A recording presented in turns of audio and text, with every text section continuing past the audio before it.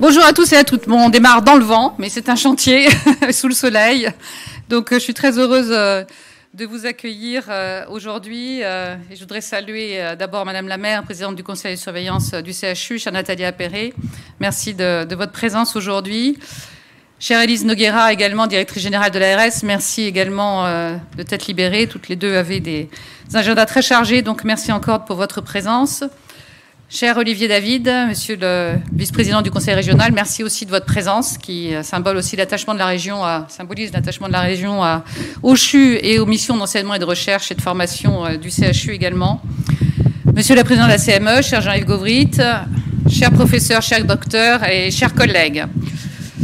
C'est avec un très très grand plaisir et une très très grande fierté que je vous accueille aujourd'hui pour cette visite de chantier pour les professionnels et l'ensemble des membres de nos instances du CHU. Ce bâtiment est une première étape majeure du projet de reconstruction du CHU.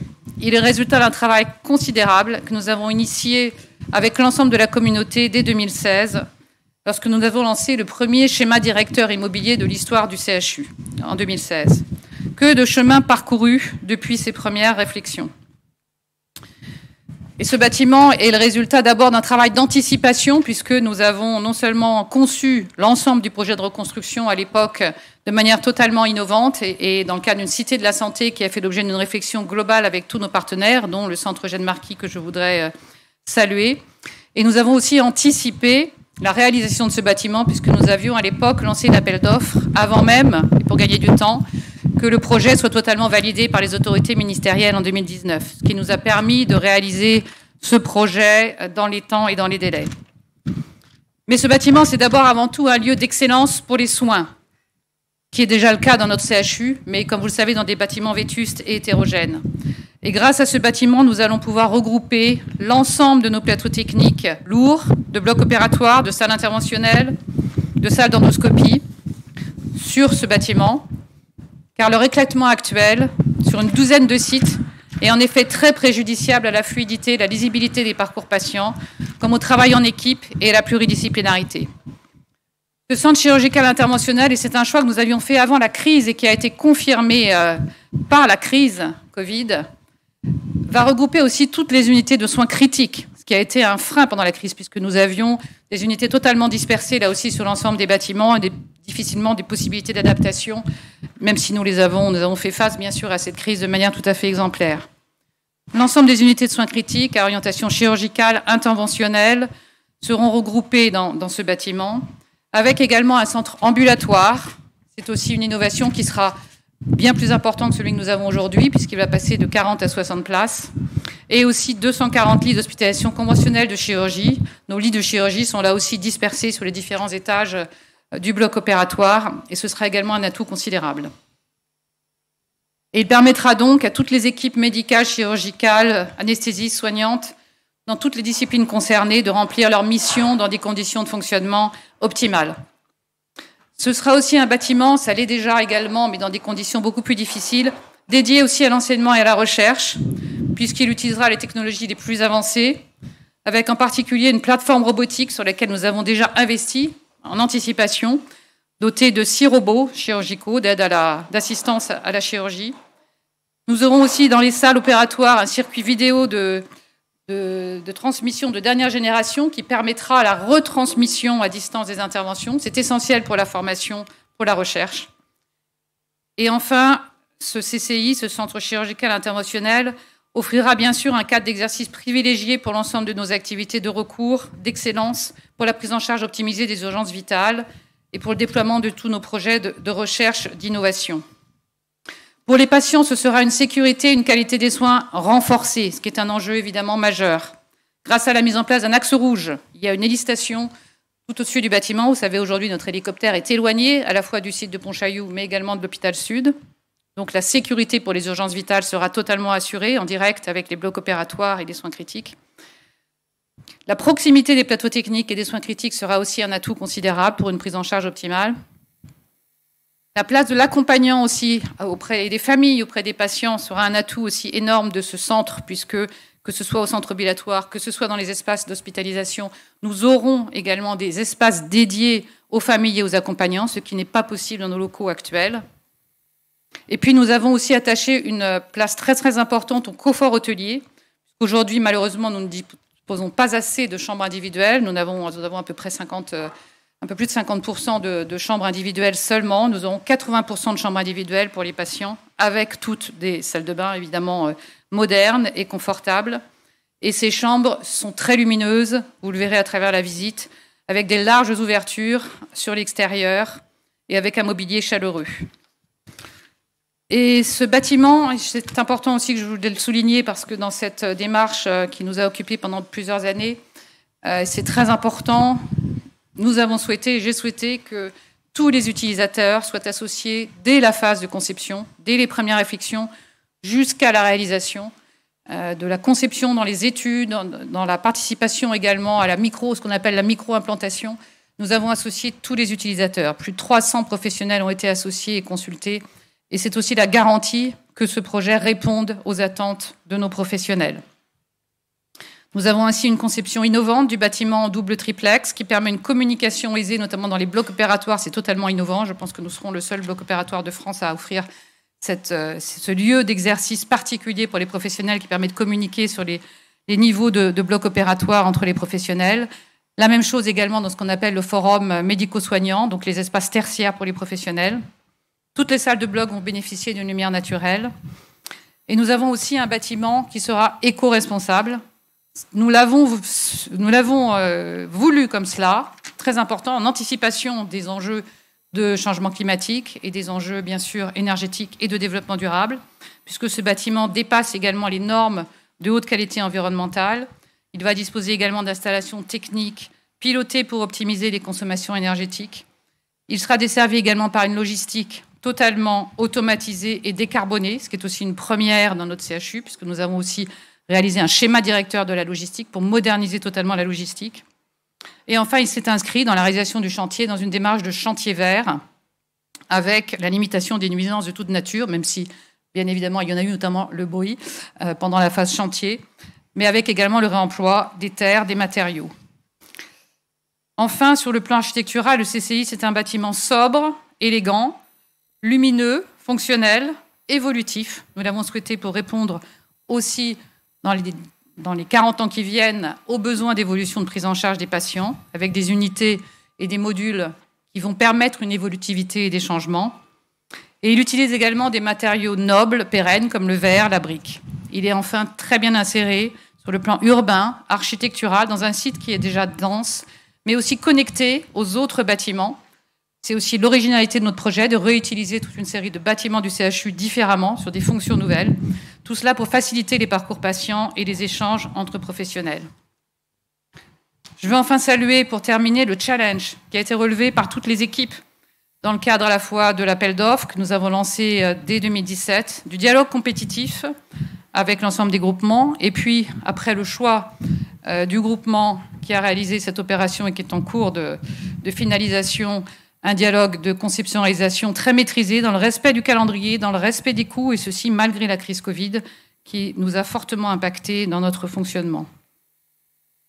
Et je suis vraiment très, très heureuse que ce bâtiment permette pour l'avenir aussi de renforcer l'attractivité de la chirurgie publique. Je suis une grande défenseuse, nous sommes tous ici des grands défenseurs du service public hospitalier, et je suis sûre que cette chirurgie publique du CHU, mais aussi au service de tout le territoire, nous permettra de mieux répondre aux enjeux de toute la population, à la fois de la métropole, du territoire, de la région.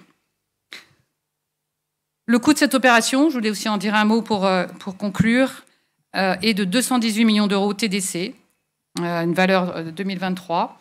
Et son financement a aussi pu être sécurisé grâce là aussi à un travail d'anticipation considérable que nous avons mené dans le cadre de notre plan pluriannuel d'investissement, grâce aussi au soutien constant de l'ARS et au soutien de l'État également, qui nous a accompagnés, à la fois dans le cadre de la décision de validation en 2019, par un premier accompagnement, et ensuite dans le cadre du Ségur de la santé, sur un montant d'accompagnement de 20% de l'ensemble du projet de reconstruction. Et nous avons aussi sécurisé la part d'autofinancement par l'établissement de ce projet, grâce à une campagne de souscription d'emprunt qui a été largement anticipée dès 2020, et donc à des taux particulièrement attractifs, ce qui sécurise également le financement de l'opération dans la durée. Enfin, pour terminer, je voudrais remercier vraiment très chaleureusement, très sincèrement tous les acteurs de ce projet qui ont contribué par leur action, leur temps, leur énergie, leur engagement permanent à rendre les choses possibles, à faire en sorte que ce chantier puisse être là aujourd'hui avec un bâtiment proche de sa réalisation, puisqu'il sera mis à disposition, je n'en doute pas, je me tourne vers l'architecte et l'entreprise, dès juin 2024, pour une ouverture prévisionnelle début 2025. Et je voudrais évidemment remercier quelques personnes tout particulièrement. D'abord, notre maire et présidente du conseil de surveillance, chère Nathalie Appéré. Merci beaucoup, parce que dès le départ, vous avez apporté un soutien constant à cette opération, à ce projet. Jean Egovrit, notre président de CME, qui va s'exprimer juste après moi, et avant Nathalie Appéré, qui s'est aussi fortement impliquée dans le projet dès 2016, puisque nous avions souhaité avec Gilles Brassier qu'il puisse être le référent médical de ce projet. Et aujourd'hui, comme président de CME, il s'y implique aussi très fortement. Le professeur Gilles Brassier, je voudrais excuser qu'il n'a pas pu être là cet après-midi, mais en tant qu'ancien président de CME et chirurgien, neurochirurgien, qui s'est aussi fortement impliqué dans ce projet. Claude Écoffet, un anesthésiste réanimateur qui s'est également fortement impliqué dès le départ dans ce projet et qui l'accompagne aussi avec Gilles Brassier jusqu'à l'ouverture. Mylène Coulot, notre coordinatrice générale des soins. Les 4 coprésidents du conseil de bloc opératoire du CHU, les professeurs Mathieu, les professeurs Vaudet, les docteurs Pagenot, Branchu, j'ai vu Mme Branchu tout à l'heure, tous les chefs de service, chefs de pôle, de chirurgie, d'anesthésie, d'interventionnel, l'ensemble des cadres également, des cadres supérieurs, des cadres de santé, le comité des usagers, nous avons associé les patients tout au long du projet, et bien sûr toute l'équipe projet qui a été réunie avec Frédéric Rimaté, mon directeur général adjoint, qui a fait un travail considérable d'accompagnement de ce projet, avec l'équipe Nouveau CHU, Vivien Normand, Florian Poiret, Caroline Desclas, Valérie Perron, cadre supérieur de santé, qui est en mission transversale aussi sur ce projet, Laurent Dumège, dont je voudrais saluer l'implication exceptionnelle, notre directeur technique, qui a suivi le chantier avec beaucoup d'engagement et un gros niveau d'exigence qui était essentiel pour assurer la qualité finale du projet. Sylvain Véronique, conducteur d'opération, Léonard Dupé pour la logistique, Laurent Bourgeois pour le biomédical et Christine Pichon pour l'informatique. Et enfin Cécile Boisse qui a permis cette visite aujourd'hui avec toute l'équipe du groupement que je voudrais aussi remercier pour terminer. Jérôme Brunet, notre architecte, qui a vraiment su concevoir un bâtiment adapté aux attentes des professionnels. Donc merci beaucoup pour votre vision architecturale totalement remarquable. Et également l'entreprise, Christophe Laurent, qui représente ici la société Sogea Bretagne avec toute l'équipe de collaborateurs. Et nous avons eu un dialogue, et nous avons encore un dialogue exigeant sur ce projet, entre le maître d'ouvrage et le groupement, et je suis sûre que ce sera la garantie d'un bâtiment conforme aux attentes des patients et des professionnels. Et à très bientôt en 2024 pour l'inauguration, et très heureuse de vous permettre en toute avant-première cette visite. Merci encore. Écoutez, mesdames, messieurs, chers collègues, chers confrères, voilà, on avait dit qu'on n'a pas eu le temps de faire la première pierre. On va très vite, en fait. On fait bientôt la première fenêtre. Écoutez, c'est un moment très, très particulier parce que je dois dire que j'ai quand même passé des heures et des heures sur ce projet. Voilà. Et de le voir réaliser, enfin presque réaliser, quoi. En tout cas, la première visite, c'est un moment extrêmement important. Et alors, les mots que je vais pouvoir dire, je vais les dire comme un professionnel, quoi, comme un utilisateur de ce futur bloc chirurgical et interventionnel. Comme ça, je suis radiologue, mais je fais beaucoup d'interventions, en particulier sur le cerveau, une activité qui est quand même assez prenante. Et je vais essayer de me faire le porte-parole des soignants, voilà, tous ceux qui soignent et qui vont intégrer ce beau bâtiment. On a beaucoup parlé, et vous le verrez dans le document de presse, beaucoup d'éléments, on va dire, quantitatifs. Et moi, j'insisterai beaucoup sur d'ailleurs, Madame Appéré, vous en avez parlé ce matin, sur la qualité d'exercice. Je pense que ce bâtiment-là, je vais essayer de vous le démontrer en quelques mots, j'espère, en tout cas, c'est notre ambition, qui va pouvoir améliorer largement notre qualité d'exercice. Et dès le début, j'ai parlé non pas de blocs, on peut parler de blocs communs, de blocs mutualisés, mais vraiment, je pense que c'est un bâtiment partagé. Voilà. Et je vais vous montrer, on va partager alors plein de choses dans ce bâtiment, et en particulier ce qu'on appelle des pratiques pluriprofessionnelles. On va travailler entre professionnels, je pense qu'on va travailler beaucoup mieux, on va avoir l'outil pour pouvoir travailler dans des blocs opératoires, dans des réanimations, de façon beaucoup plus coordonnée. Et ça, c'est quand même un élément fondamental d'une gestion d'équipe. on va pouvoir effectivement pratiquer des interventions beaucoup plus complexes, beaucoup plus innovantes, puisque nous pourrons être côte à côte, partagés. Voilà. Actuellement, il faut savoir que nous sommes répartis dans de multiples blocs opératoires et qu'à un moment, imaginer des interventions à plusieurs équipes, c'est quand même une organisation très particulière. Et là, ce bâtiment va nous permettre effectivement, de ce que j'imagine de demain, de la chirurgie de l'interventionnel, d'avoir une pratique encore plus d'équipes. C'est aussi, et ça on va le vivre, malheureusement, un partage de situations à risque. On l'a vécu pendant le Covid. Je dois dire qu'on a été remarquable pendant cette crise Covid, de gestion de la crise, mais ce bâtiment-là va nous permettre encore plus de gérer cette crise à venir. Pourquoi ? Parce que nous serons tous ensemble, nous allons pouvoir partager des locaux et des soins en commun sur les réanimations, sur les blocs opératoires, sur les chambres d'hospitalisation. On l'a rappelé, ça c'est quand même extrêmement nouveau. On va partager aussi une situation à risque qu'on appelle l'axe rouge. Voilà, les patients qui sont extrêmement à risque, dans lesquels il faut aller très vite. Voilà, l'héliport va être au-dessus, le SAMU va arriver dans la cour des extrêmes urgences, et tout de suite, on va gagner un temps fou pour que ce patient-là, à haut risque, puisse atteindre très vite soit la réanimation, soit le trauma center, soit les blocs opératoires. Et j'insisterai alors tout particulièrement, parce que ça me tient à cœur, sur les situations à risque individuel.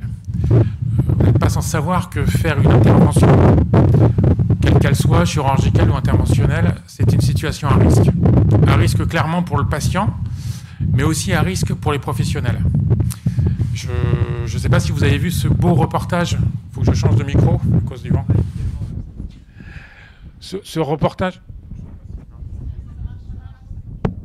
Ça marche. Ce reportage magnifique hier sur le monde ouvrier. Voilà. Qui était fantastique parce qu'on voyait, effectivement, c'est aussi l'histoire de notre pays. Et on voyait les ouvriers qui étaient effectivement, au bout de nombreuses années d'exercice, fatigués, on va dire cassés par du travail à la chaîne.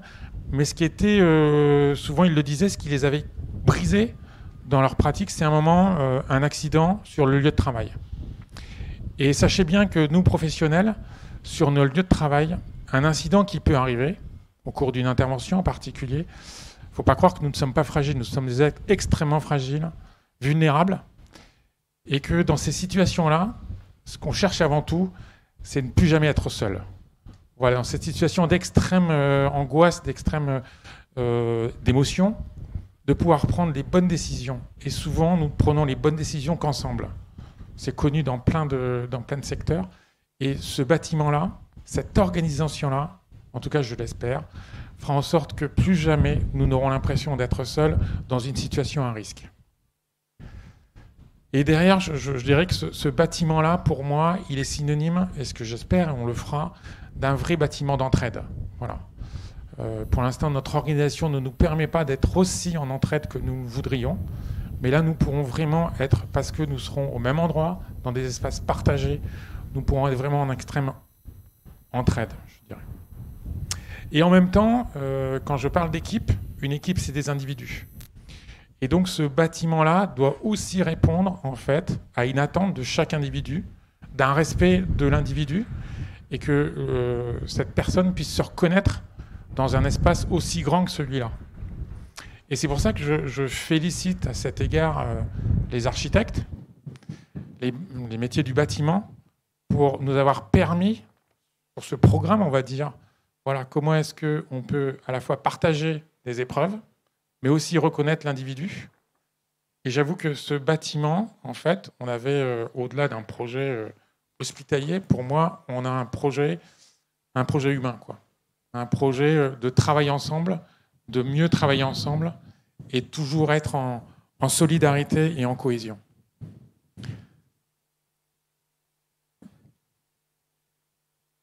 Et voilà, je trouve que vous l'avez parfaitement traduit. C'est pas simple, et en tout cas, on va le vivre. Mais en tout cas, de ce que vous nous avez proposé, moi, j'avoue que dans le choix, j'étais très attentif à ce que je vous ai partagé, et effectivement sur ce bâtiment partagé.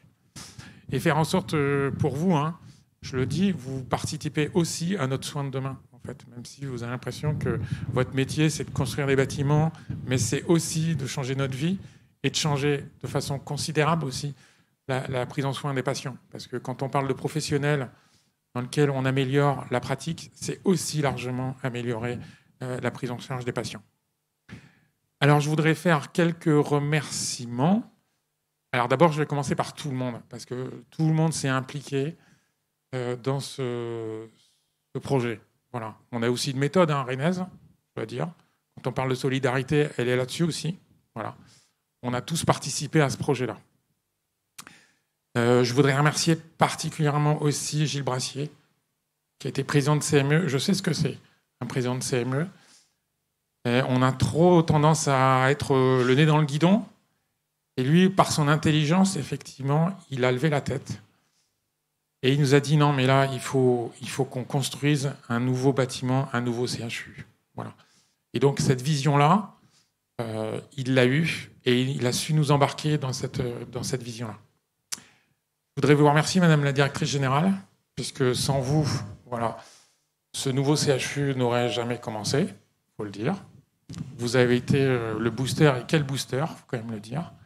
Et en même temps, on bénéficie de toute votre expérience pendant de nombreuses années sur la construction de bâtiments hospitaliers et dans lequel vous avez à cœur, je le sais, de porter au plus haut le service public hospitalier. Voilà, merci à vous. Je voudrais remercier Mylène Coulot et Jean-François Médy parce qu'on a passé des heures et des heures sur ce bâtiment, voilà, et à montrer ce qu'on voulait, en fait, ce trio, direction, soignants et médecins, voilà, qui permettait, j'avoue, en termes de pratique, de conduite du changement, d'avoir toujours les bons interlocuteurs.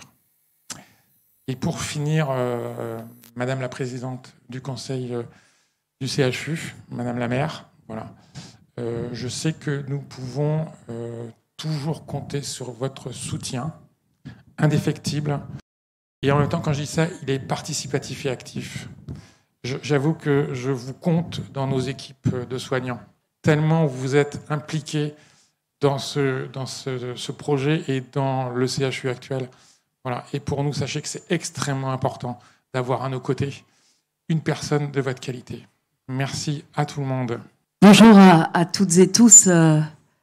Qu'ajouter à ce qui a été dit par Madame la Directrice Générale et par Madame et par Monsieur le Président de CME, si ce n'est que j'ai à mon tour été invitée à prendre le relais pour maintenir le pupitre malgré le vent, mais que j'y vois peut-être cette allégorie d'une appartenance à cette communauté hospitalière et à travers moi, soyez convaincus que c'est l'ensemble du territoire qui fait partie de la team CHU, comme vous venez de le décrire, et qui fait partie de cette équipe de l'hospitalisation publique. Alors, je tiens à rassurer celles et ceux qui auraient un doute.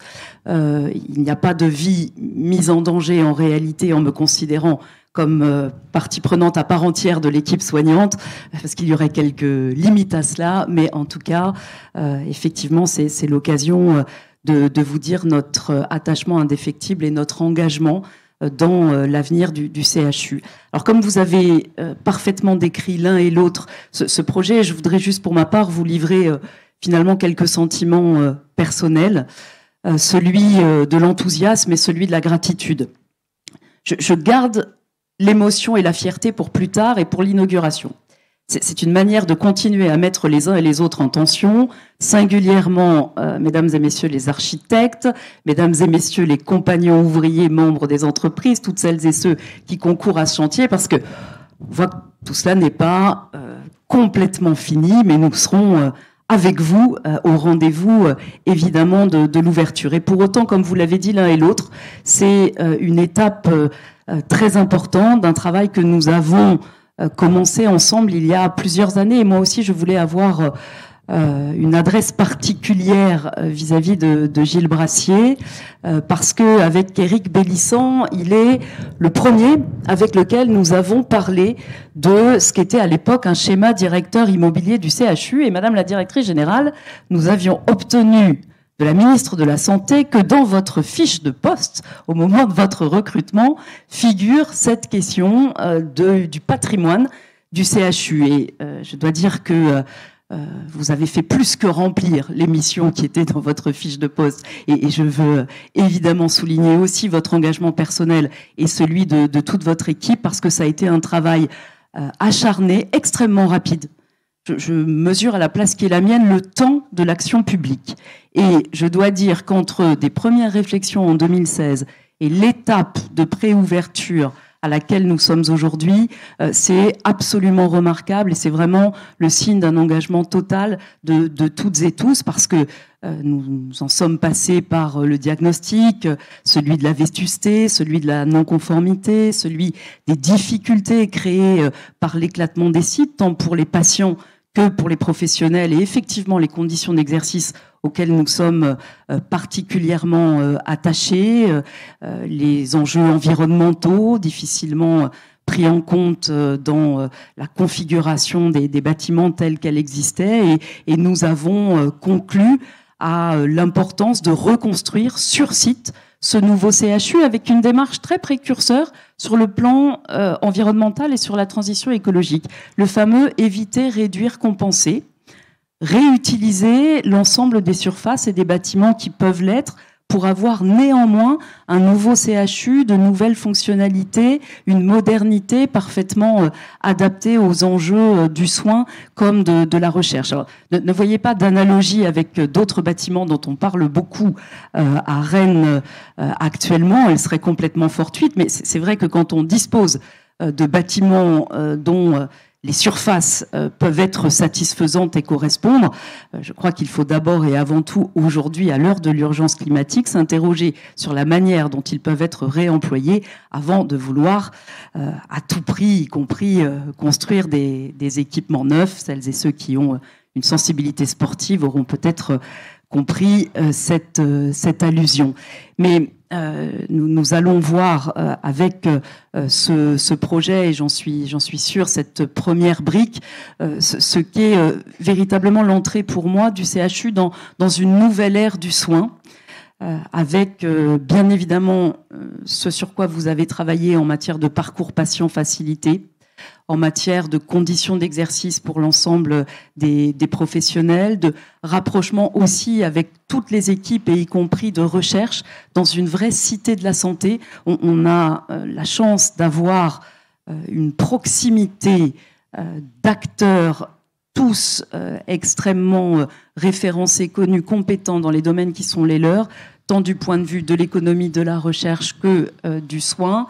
Et lorsque ce matin, en conseil de surveillance, nous évoquions avec la directrice de l'EHESP la manière de conforter cette cité de la santé en intégrant, je sais, monsieur le vice-président du conseil régional, votre sensibilité à cette question, les enjeux universitaires de formation et de recherche, le tout en cœur de ville, parfaitement connecté au métro. Je crois que nous avons là un ensemble tout à fait exceptionnel qui va encore conforter le CHU comme navire amiral de l'offre de soins et de la santé en Bretagne. Je me permets de le dire en ces termes-là devant vous, Madame la directrice générale de l'ARS. Nous le disons souvent ensemble.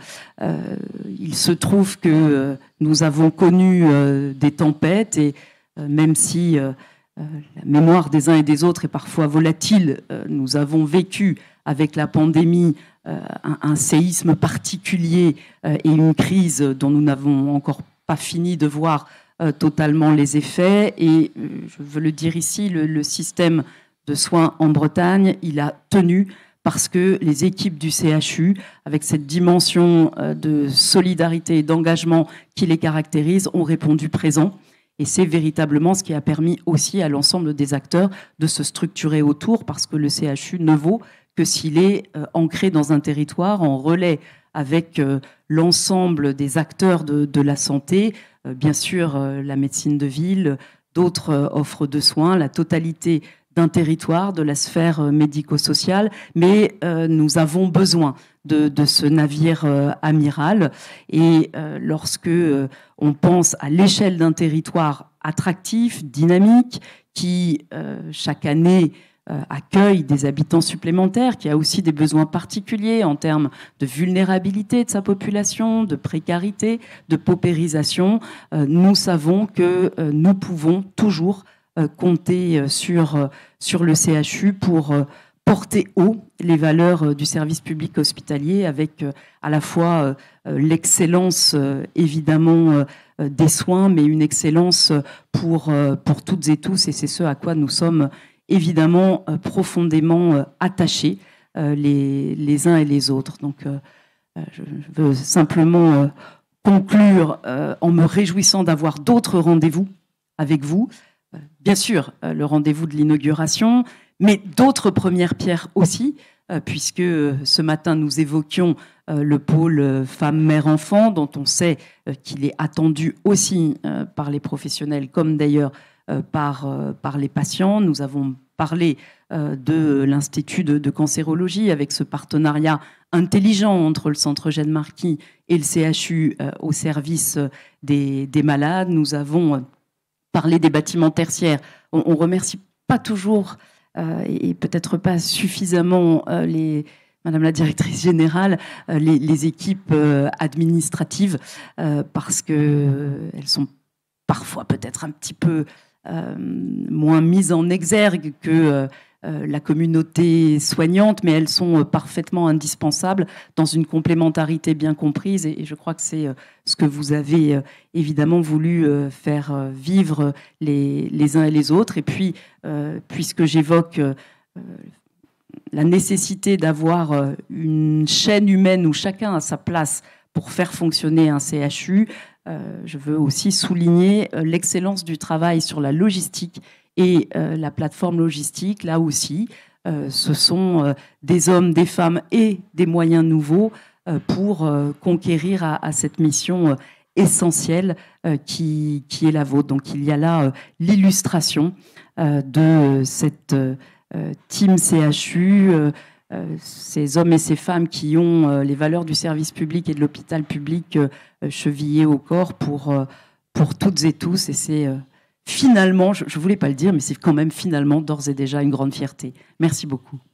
Bien, bonjour à toutes et à tous. Merci pour ces propos qui font très plaisir. Donc voilà, c'est la team Nouveau CHU qui monte, puisque c'est aussi une course de passage de relais. Nous sommes l'équipe en charge de la conception détaillée de l'ouverture. Donc on va vous faire une présentation à plusieurs fois, y compris avec les architectes qui ont conçu, pensé et accompagné l'ouverture de ce bâtiment. Peut-être très rapidement. Alors, il va falloir qu'on tienne les papiers, voilà, mais tout va bien se passer. Merci, Monsieur Brunet. Voilà la fameuse zapette. Voilà, on va passer très rapidement parce que beaucoup de choses ont été dites, mais c'est pour vous aider aussi à préparer et à appréhender les lieux dans lesquels on se trouve. Nous sommes dans le hall du centre chirurgical interventionnel qui a été pensé comme une rue intérieure et nos architectes vous en diront quelques mots. Et effectivement, il a été dit que c'était la première réalisation d'un schéma directeur qui a été anticipé dès 2016-2017, qui a été tenu sur ces années, qui a été conçu avec les équipes en pleine crise Covid, notamment en première vague, et on tenait avec l'ensemble des équipes à remercier l'ensemble des professionnels qui ont été présents, puisque plus de 300 professionnels se sont mobilisés et on fait aussi de ces temps un peu hors du temps au moment où on gérait la pandémie, une bulle d'air. C'est une réponse, c'est une première réponse, et ce sera évidemment pas la seule, sur l'éclatement de nos sites opératoires, sur la vétusté, sur le manque de lisibilité de nos parcours. Ça ne vous frappe jamais que quand on vient sur ce site hospitalier, trouver le bon bâtiment, trouver l'ouverture, cheminer, être apaisé aussi pour savoir dans quel bâtiment être pris en charge. Donc vous le voyez sur cette monographie projetant notre CHU dans 10 ans, avec ce centre chirurgical interventionnel en cœur de site, connecté avec une façade ambulatoire, comme une interface entre des prises en charge très courtes et des prises en charge de plateaux techniques, en lien avec un centre centre d'urgence et de réanimation, le futur femme-mère-enfant, sur un axe rouge qui innerve certes le bâtiment, mais est bien construit à l'échelle du site. Voilà sur ces quelques mots introductifs de positionnement de ce bâtiment et de schéma directeur. Et j'ai le plaisir de passer la parole à Jérôme Brunet et Garcia de Navaille, donc de la société Brunet-Saunier Architecture, pour parler un petit peu de l'architecture de ce bâtiment. Merci. Bonjour à toutes et à tous. Merci des compliments qui ont été évoqués par les orateurs précédents sur le bâtiment. Mais comme vous l'avez dit, Madame la maire, il n'est pas fini. Il nous reste du travail. Je voudrais aussi à mon tour vous remercier et vous rendre hommage, parce que je pense que avant la réflexion que nous avons menée sur ce bâtiment, il y a eu une réflexion beaucoup plus importante, qui est celle que vous avez prise en 2016, de maintenir en activité le site de Pontchaillou, de le reconstruire sur lui-même, plutôt que peut-être, comme d'autres centres hospitaliers, de migrer en périphérie. C'est important que l'hôpital reste en ville, et ça a été pour nous une source d'inspiration énorme. Si je ne vois pas les images qui sont projetées, et je ne m'en souviens plus par cœur, mais il doit y avoir une perspective et... Ah voilà, j'ai un écran de retour. Je voulais dire que se doter aussi d'un plan directeur est un élément crucial dans la conception donc, d'un site hospitalier et nous a fortement aidés. Ce plan directeur, il a été dessiné, conçu par notre consoeur Emmanuel Colboc, qui... à la suite de Julien Ballet, à la fin du 19e, qui avait donc lui aussi écrit un plan directeur selon un axe est-ouest qui reliait plutôt la ville de Rennes. Et l'arrivée du métro a bouleversé ce plan et Emmanuel Colboc a su exploiter cette station de Pontchaillou et la présence de l'université pour créer un axe fondamental qu'elle a appelé l'esplanade hospitalo-universitaire. Sur cet axe s'inscriront les accès aux différents bâtiments. Et c'est pour cela aussi que notre bâtiment, le CCI, a décidé d'orienter la façade d'accès et d'accueil du public avec ce grand hall le long de l'esplanade hospitalo-universitaire. Et sur cette esplanade, qui est un vide, une respiration, vont s'adresser plus tard d'autres bâtiments, le CCP, l'Institut régional de cancérologie, puis les bâtiments d'hospitalisation. Et c'est un plan directeur qu'il est extrêmement important de faire perdurer pour les citoyens et pour l'ensemble de la communauté médicale. Notre bâtiment, il est extrêmement compact. Il est compact parce qu'aujourd'hui, le paradigme de l'hôpital entre le 19e siècle et aujourd'hui, c'est que au début, on travaillait autour d'un vide. Il y avait un jardin, une chapelle, et les bâtiments étaient disséminés autour. Aujourd'hui, la médecine, évidemment, a changé. Le vide central n'est plus de mise. On doit construire au centre. Le centre de gravité est au centre. Donc, on a un bâtiment extrêmement compact. C'est une chance, puisqu'on avait une parcelle qui nous était donnée entre le bâtiment bloc hôpital et le CCP. Et ce bâtiment, il présente malgré tout 4 façades. Il n'y a pas une façade de devant, une façade de derrière. Il y a 4 façades qui sont dédiées à 4 fonctions bien distinctes. La façade principale, qui est celle-ci, donc qui donne sur l'esplanade et qui va donner accueil au public. La rue des Déposes, qui est sur l'arrière et donc qui va permettre aux gens de l'ambulatoire d'arriver avec les VSL. L'allée, qui va mener au pôle mère-enfant, d'un projet que nous découvrirons bientôt. Et puis la façade sur la partie qui est celle des urgences. Voilà. Après ce bâtiment, il s'ancre dans la ville de Rennes de par cette image. Je parlais tout à l'heure de Julien Ballet, mais avant Julien Ballet, il y avait Jacques Gabriel qui avait reconstruit la ville de Rennes après l'incendie de 1720. Et il l'avait reconstruit sur un plan à damier, comme à Manhattan. Et c'est pour ça que pendant le jury, on avait parlé de Manhattan au niveau de ce bâtiment.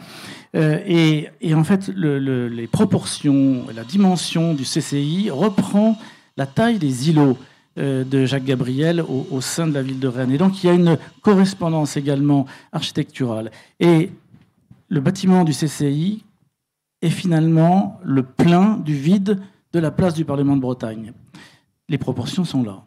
Et de même, nous avons tenu à ce que la blondeur de la brique que nous utilisons rappelle celle du Parlement de Bretagne, avec cette régularité de la fenêtre. Et la régularité de l'architecture classique de Jacques Gabriel, elle correspond parfaitement à la notion d'évolutivité dont vous avez parlé, Madame la directrice, qui est la notion fondamentale d'un hôpital contemporain. Donc, un bâtiment en briques. À l'intérieur, on fait référence également à une culture rennaise qui est celle de Isidore Odorico sur une idée de Vivien Normand. Je lui rends cet honneur. Et donc, on décline une chromatie, une colorimétrie, je ne sais plus comment on dit, autour des mosaïques de Odorico. Avec, évidemment, ce qui est fondamental, malgré tout, à l'intérieur d'un hôpital, c'est l'arrivée de la lumière naturelle. Et comme vous l'avez dit, il y a énormément de lumière. Ce bâtiment, malgré sa compacité, est extrêmement lumineux pour l'ensemble des locaux, pas uniquement des chambres, mais pour l'ensemble des locaux, y compris les blocs opératoires, y compris le forum de médecins, y compris l'atrium aussi des blocs dont vous avez parlé, qui est extrêmement, effectivement, innovant, puisque ce sont des éléments non programmés, mais que nous avons proposés donc, à la communauté médicale. Suivant, s'il vous plaît. Voilà, je laisse Garci. Alors, je voudrais remercier très brièvement Garci de Nava, qui est co-auteur, architecte, associé, co-auteur de ce projet, ainsi que Magda Srozinska et Charles Bazas, qui sont ici, qui ont suivi les études et le chantier aujourd'hui. Merci beaucoup. Merci, Jérôme.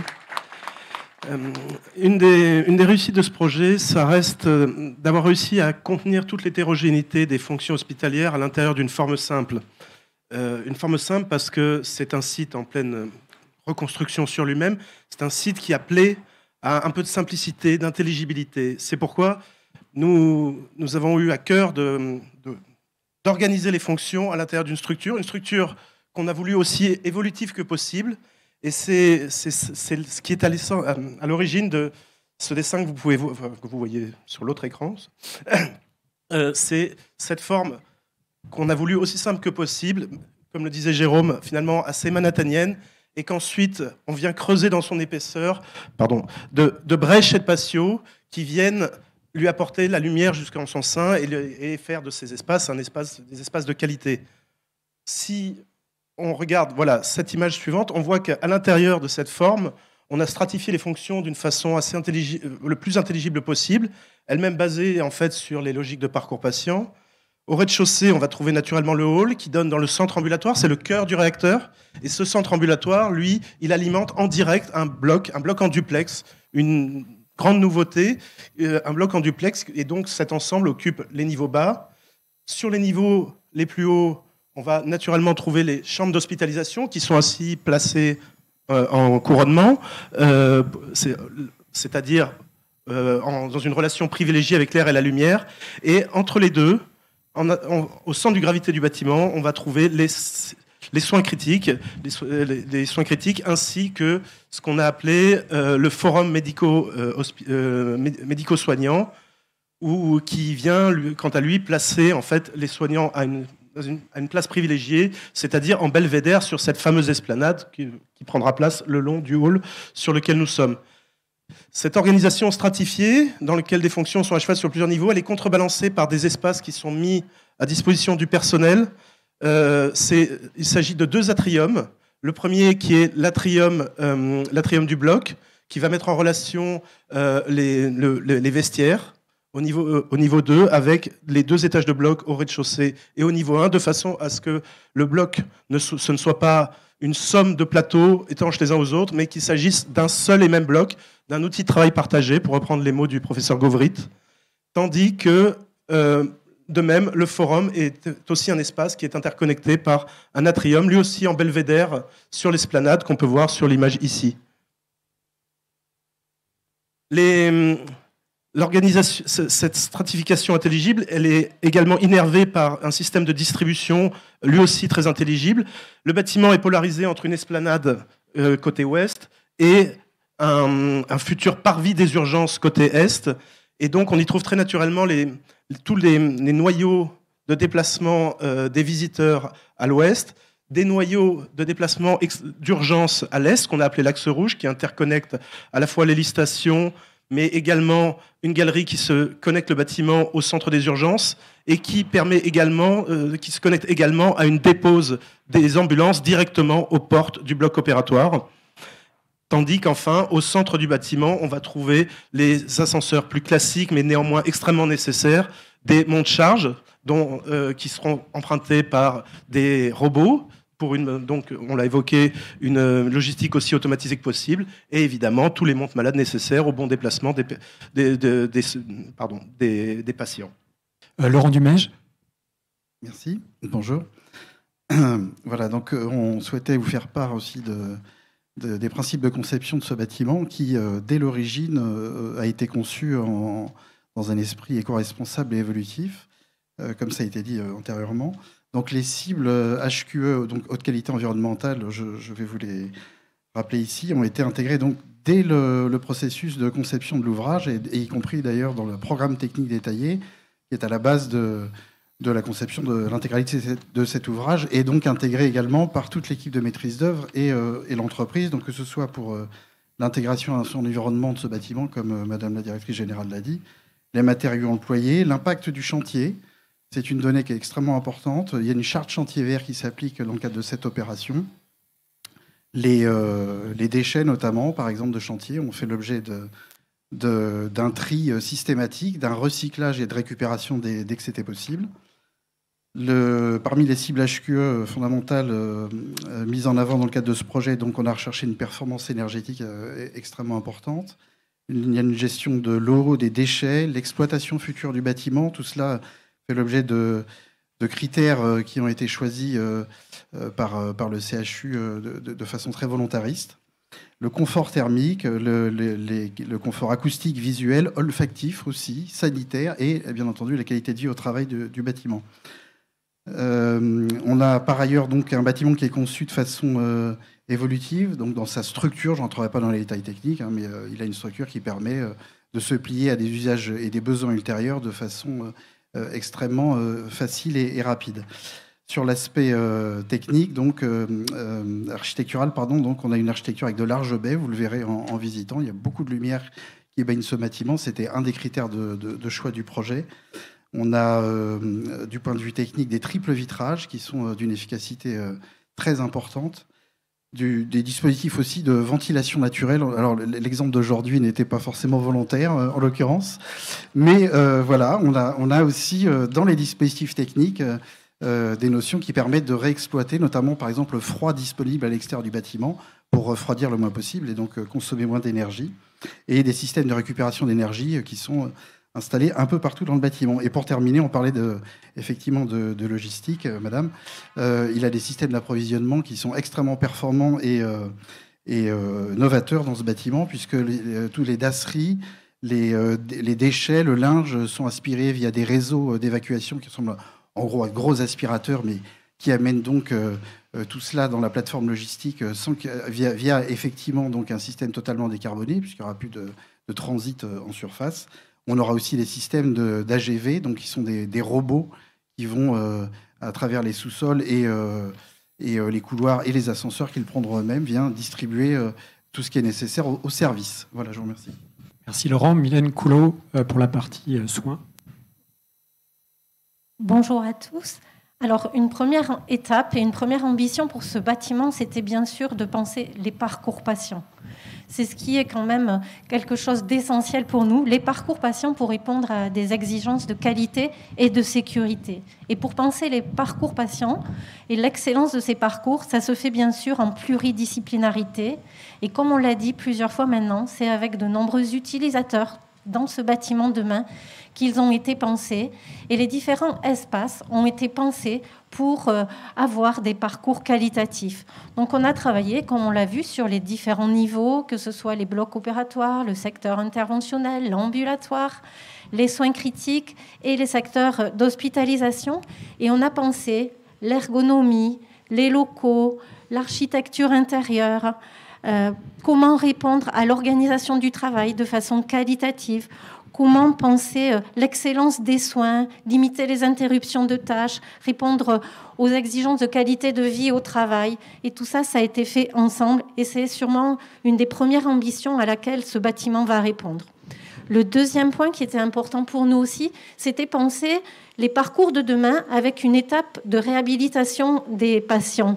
Et donc, dans chaque espace, on a pensé notamment des espaces de restauration. On les retrouve au niveau de l'ambulatoire, on les retrouve au niveau des secteurs d'hospitalisation.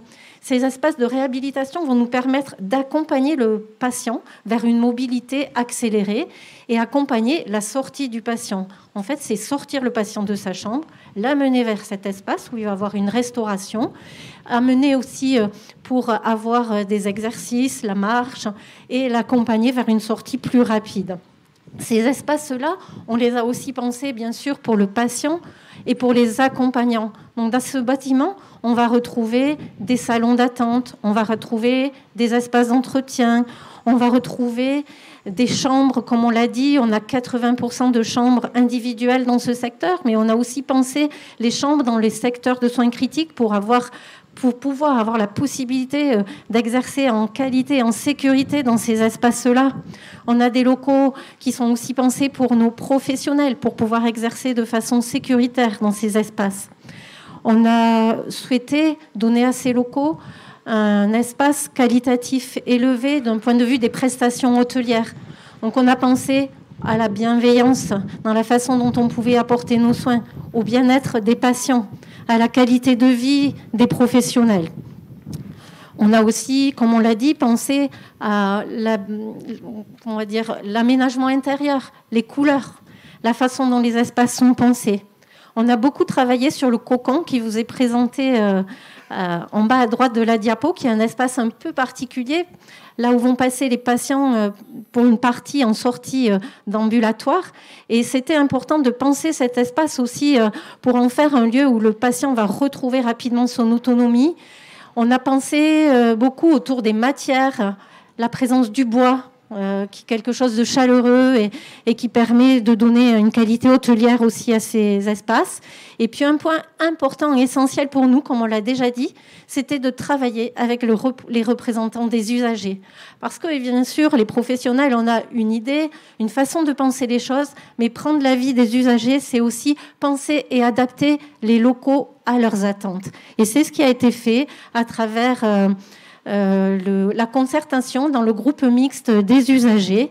Et je pense qu'avec l'ambition qu'on a portée en pluridisciplinarité, l'association que nous ont remonté les usagers, le bâtiment aujourd'hui répond à de nombreuses exigences et va nous permettre sans aucun doute de prodiguer des soins d'excellence et de qualité.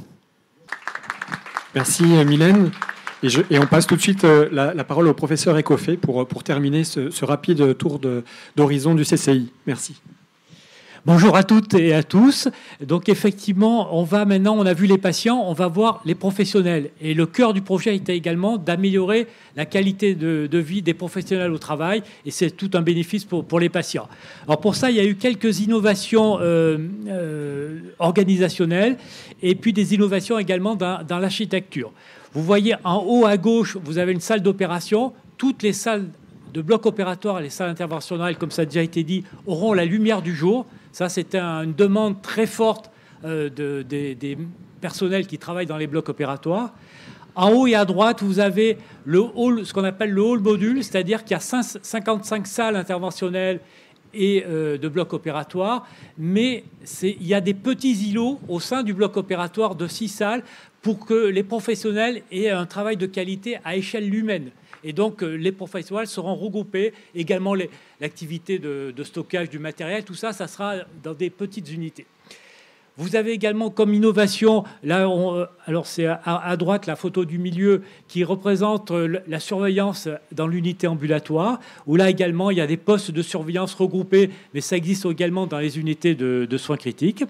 Et puis le dernier point, les 2 photos du bas dont on a déjà pas mal parlé, qui sont la possibilité d'avoir au sein de l'atrium, à l'intérieur du bloc, de pouvoir communiquer entre les étages. Ça, c'est une demande qu'actuellement, on peut pas. Enfin, c'est une demande qui est forte parce qu'on peut pas le faire actuellement.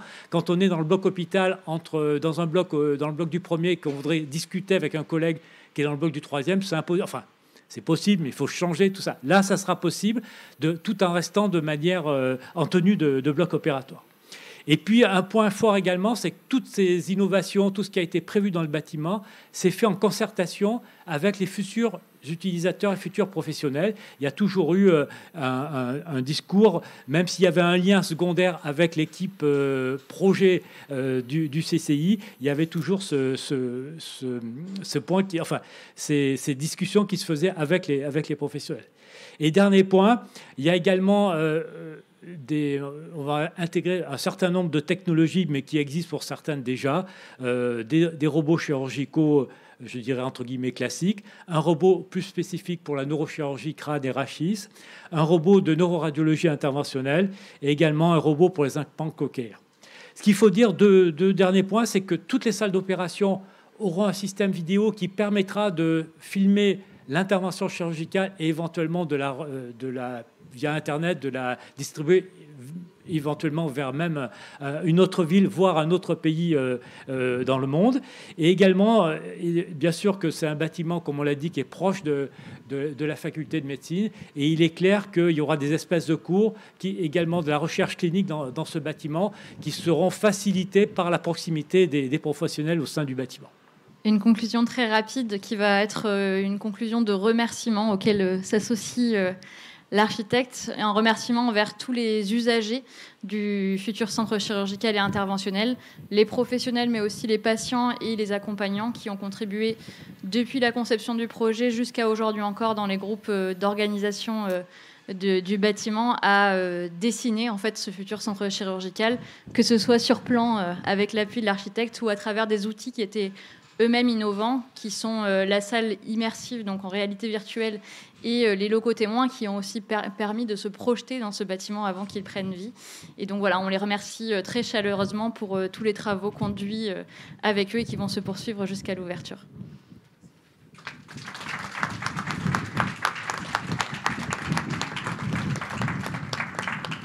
Je crois que dans le timing, c'est maintenant la place à la visite. On vous propose de rentrer dans une salle d'endoscopie.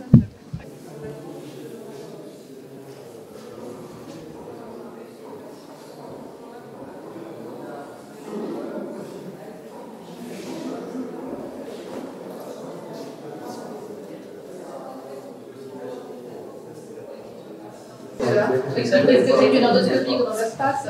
Ah bah oui, quand même.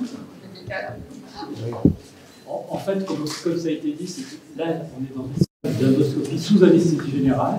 À l'entrée, il y a quelques endoscopies qui peuvent se faire sous anesthésie locale. Donc, il y a vraiment effectivement 2 circuits. Donc là, les patients sont comme dans un bloc opératoire. C'est un bloc opératoire, on fait de l'anesthésie. Et l'acte d'endoscopie en soi, comme il est inconfortable, pas forcément douloureux, mais souvent inconfortable, donc le patient a besoin d'être sédaté. Et les endoscopes ont besoin, comme ça a été dit, être à proximité pour être réutilisés dans la journée et donc être nettoyés, parce qu'on peut en avoir 350 bien sûr. Et puis le fait que ce soit une salle d'endoscopie comme une salle d'opération, c'est que de plus en plus nos collègues gastro-entérologues font de l'interventionnel. Et donc ils font des actes qu'on faisait avant en chirurgie, c'était les chirurgiens digestifs qui le faisaient. Et donc c'est pour ça que vraiment le concept de salle d'endoscopie comme un bloc opératoire est devenu indispensable dans la nouvelle médecine.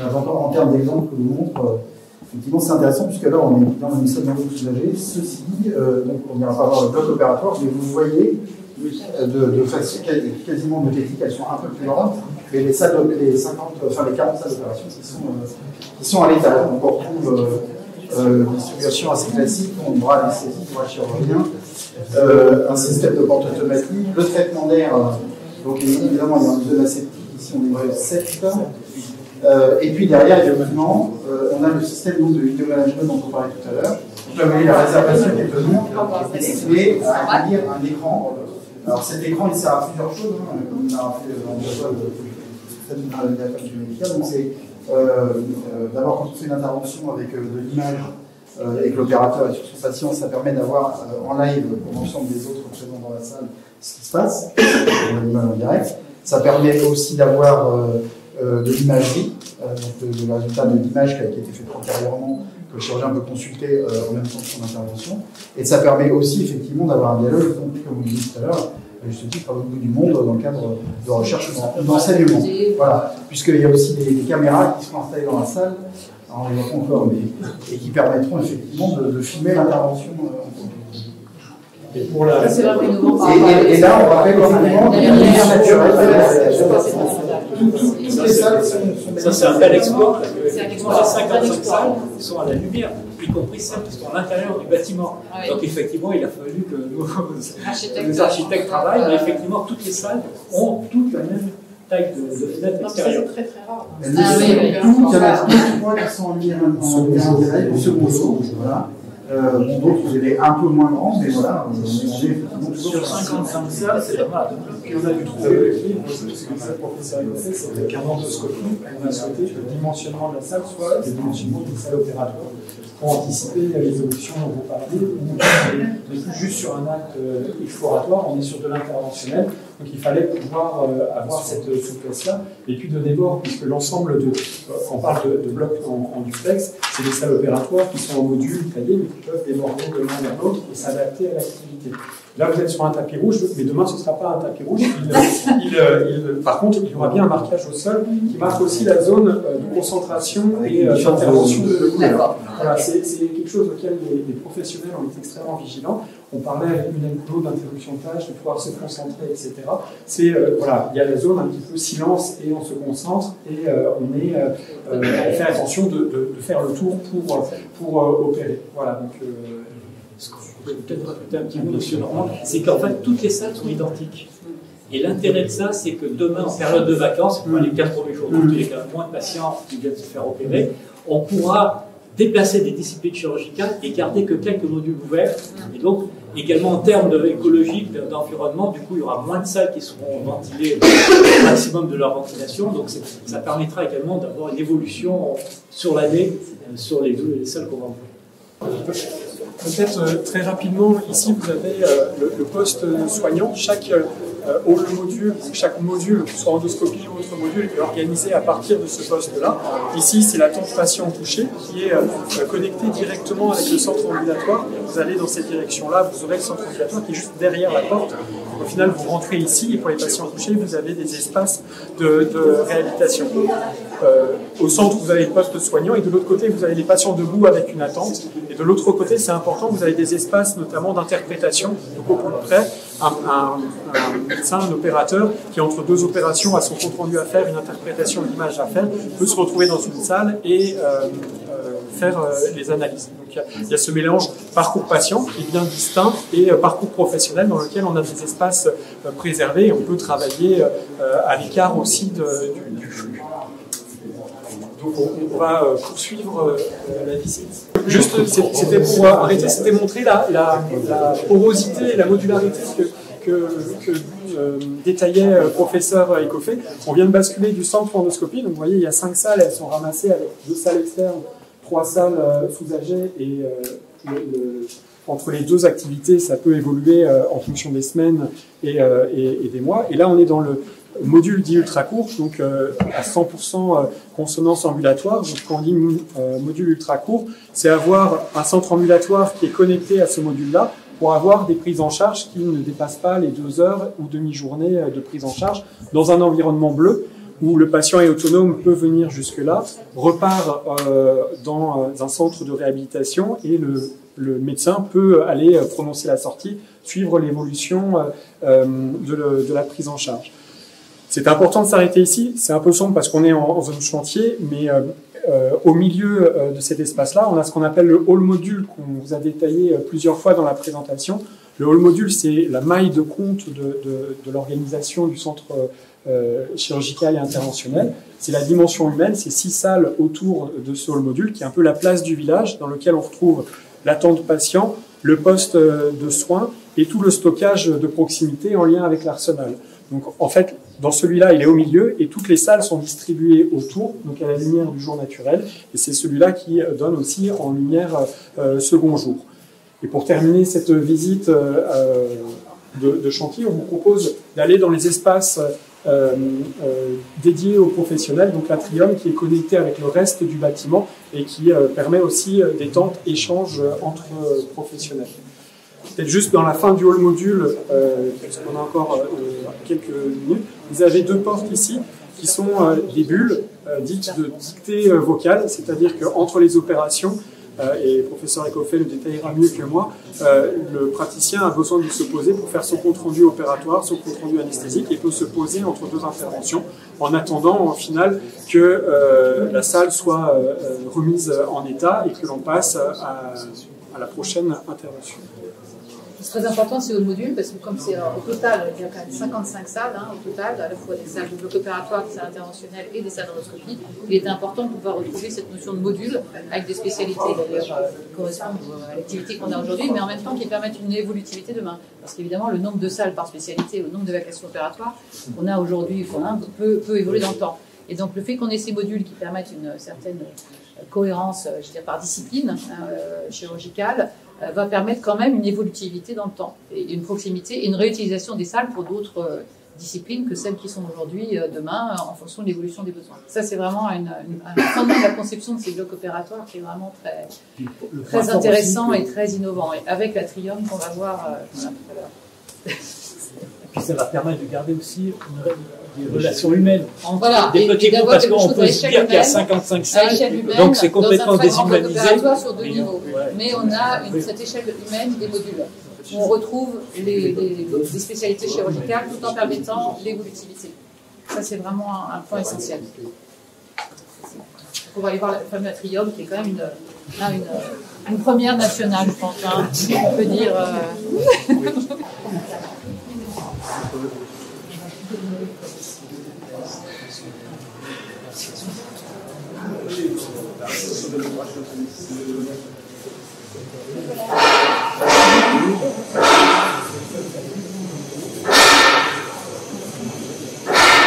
Donc là, peut-être M. Bonnet, sur l'atrium, qui est en cœur de bâtiment, en fait, quand vous prenez l'escalier qui vient innerver le bloc opératoire, au deuxième étage, vous avez les vestiaires, donc les lieux d'entrée des professionnels, avec des vestiaires bleus où ils se changent, des espaces de travail, de réunion.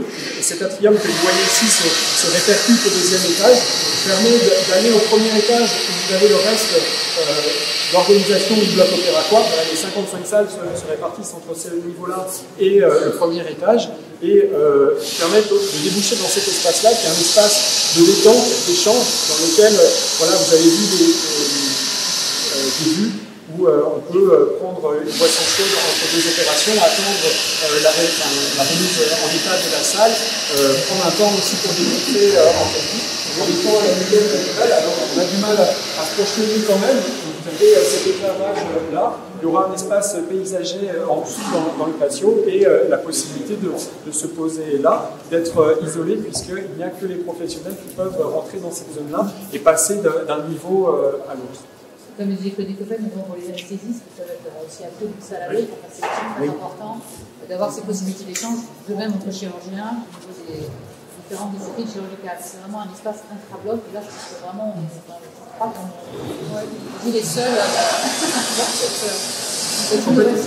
parce qu'effectivement, ça c'est des techniques qui ne se voient pas, effectivement, l'atrium fait partie du bloc opératoire au centre du traitement d'air. Donc là, on est dans une zone aseptique, et l'air ici est traité comme dans les blocs opératoires. Donc effectivement, on transite d'une zone à l'autre. Donc les habillés, en fait, le vestiaire au deuxième, et une fois que les professionnels sont habillés, ils sont à l'intérieur du bloc. Et là, on a l'exemple qu'on évoquait tout à l'heure de salle en second. Qui est assez rare. La plupart sont en lumière directe, mais ça, c'est ça. Et là, on a un patio, et comme vous l'avez vu sur le projet, donc on a 4 patios au total, ce qui fait que l'ensemble des unités, parce que là on a la déclinaison des différentes unités, aux différents étages, les unités de soins critiques et ensuite les unités d'hospitalisation qui sont au dernier niveau, d'ailleurs les plus éclairées, donc on passe à la lumière pour les patients qui sont hospitalisés, mais on a de la lumière vraiment partout. Ça c'est vraiment un point très très important pour les patients, pour les soignants, pour l'ensemble des équipes. Cette communication en patio, tout en gardant la compacité, c'est vraiment l'originalité aussi du projet. Une innovation importante.